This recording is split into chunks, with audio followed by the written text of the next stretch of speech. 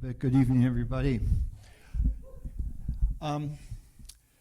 My story takes place a long time ago in a place that doesn't exist anymore, but many of us wish it still did. And all I really have to do is to hold this up, and I'm not sure if you can see it, but you might recognize that. If you can't see it, it's the Lincoln Delicatessen menu. I'll refer to it later on in my little story.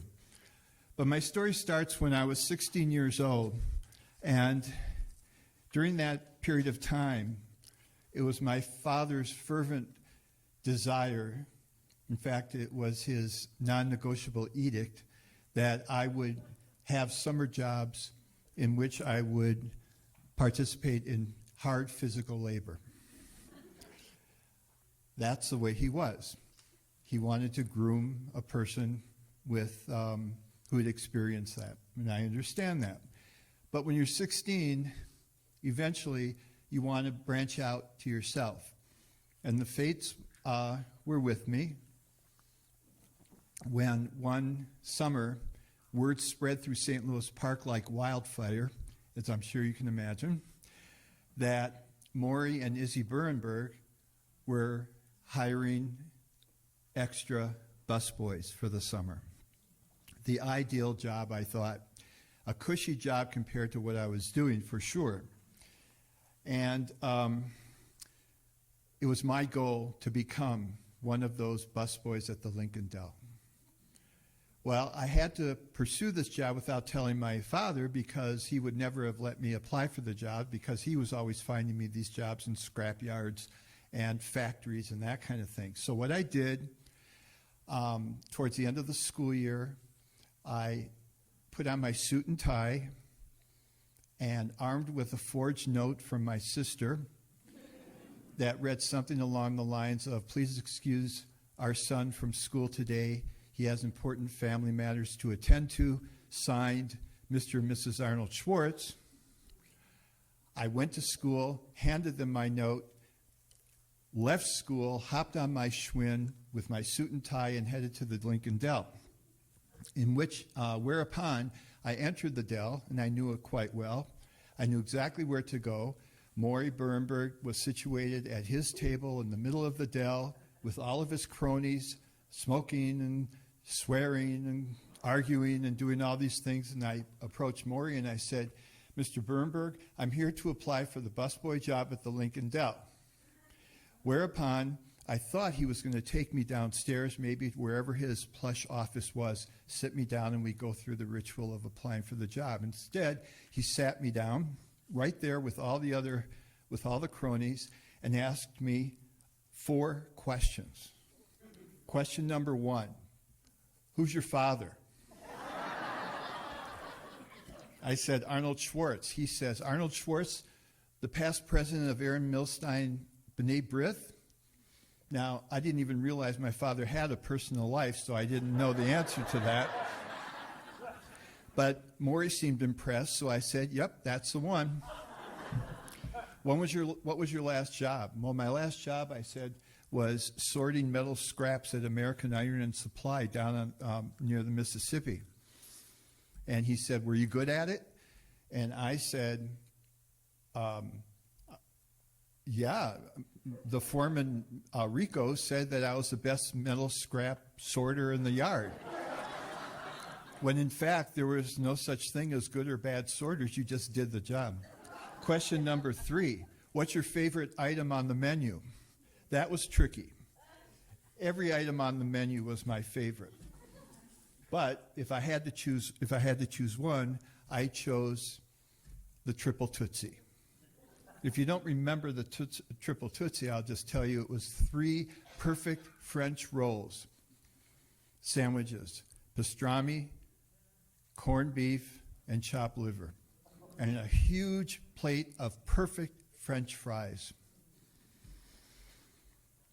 Last question he asked me was, and this was the important one, "Why do you want a job here?"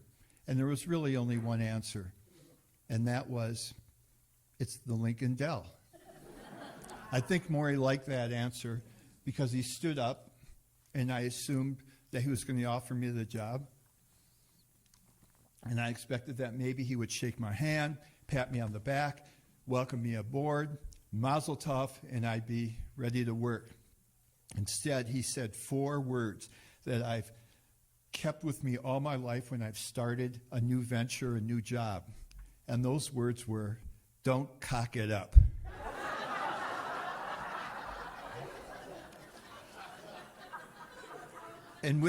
Whereupon he pointed to a petite little woman at the cash register.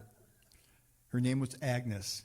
And he says to me, "That's Agnes. She's your boss. Do whatever she tells you to do, or you'll be out on your tuchus."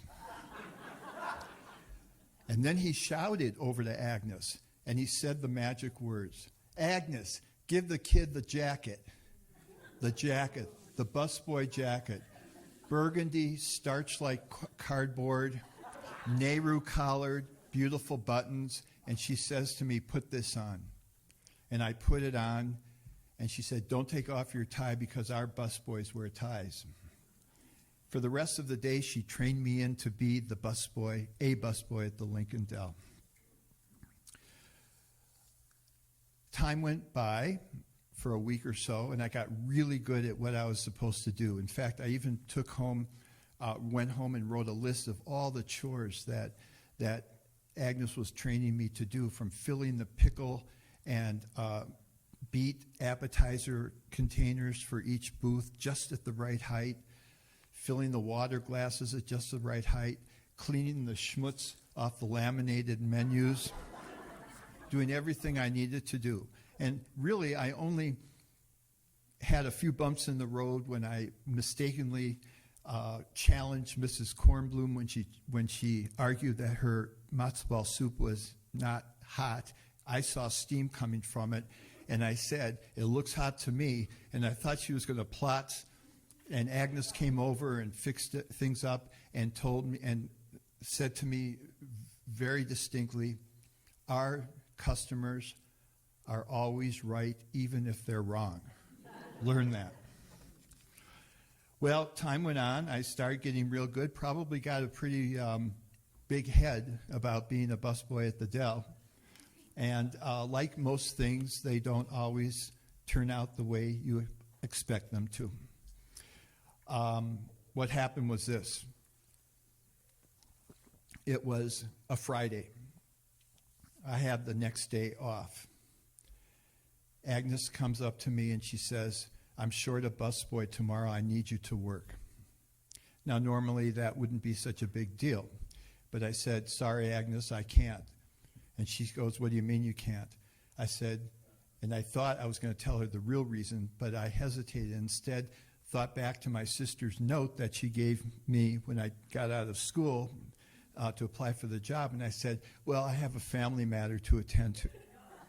Agnes didn't buy into that for a minute. And she took me aside and she said, "If you want to work here, you'll show up tomorrow." Now, the problem was, and I wasn't going to tell Agnes this, was that earlier in the summer, my gregarious, wonderful friend, and I'll tell you who he is, Jerry Strauss, maybe some of you knew him, and I had met 2 very pretty blonde girls from an adjacent suburb to St. Louis Park at the beach. Jerry did all the talking. I couldn't talk like he did. And somehow he persuaded these 2 pretty blonde girls from the adjacent suburb to go inner tubing with us down the Apple River. Well, the day had come, and it was going to be the day that Agnes wanted me to work.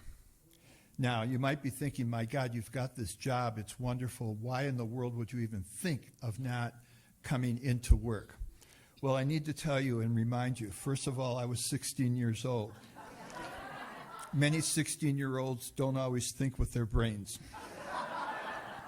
Second, I was filled to the brim with testosterone, as you can imagine. And third, I was a nebbishy little Jewish kid. The odds at this opportunity to go inner tubing down the Apple River with two pretty blonde girls from an adjacent suburb was practically nil in their bathing suits.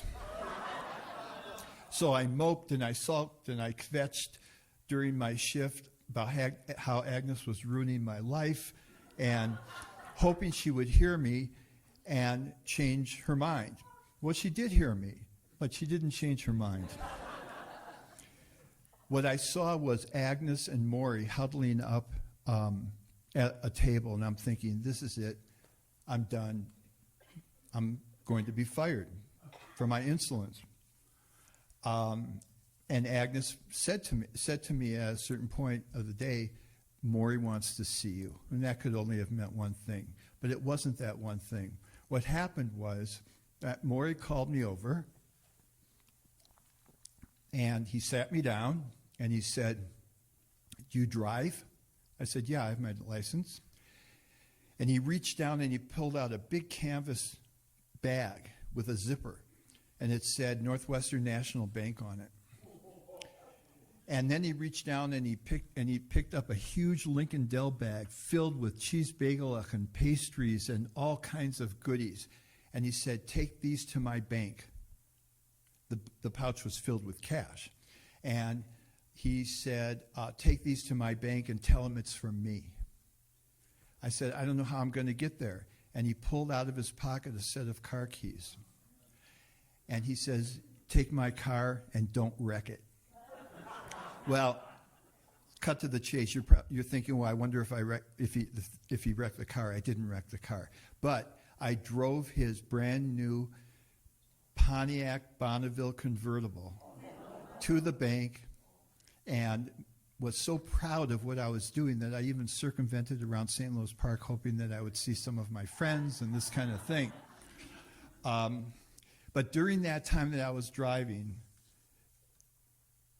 something changed in me, and I suddenly realized that this is where I belonged. I belonged at the Lincoln Dell. I belonged working there and being a part of what the Lincoln Dell was. And suddenly, inner tubing with two blonde girls from an adjacent suburb was not all that great.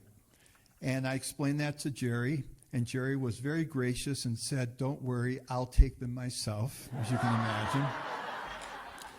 And I went into work the next day, and the topper was that when it came to be my lunch break, I sat down, and by the way, we could order anything off the menu that we wanted and pay only half price. And when I got to the table, there was waiting for me a triple Tootsie with French fries and something to drink. And Phyllis Laderman, the queen mother of the waitresses at that time, said to me, "Maury wants you to know that this one's on the house." And that was my experience at the Lincoln Dell. Thank you.